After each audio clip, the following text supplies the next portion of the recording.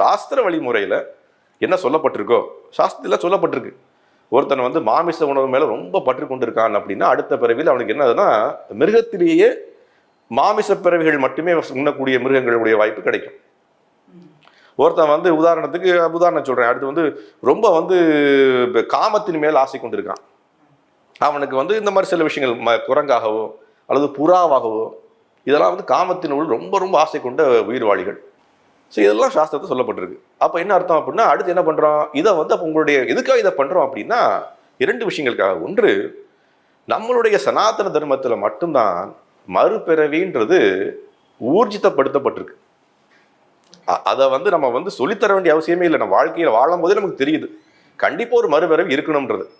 அதை என்ன பண்ணுறோம் அப்படின்னா அப்போ மறுபிறவின்னு ஒன்று இருக்குது அப்படின்ற விஷயத்த இன்னைக்கு இருக்கக்கூடிய இளைஞர்களுக்கு சொல்லி கொடுக்கணும்.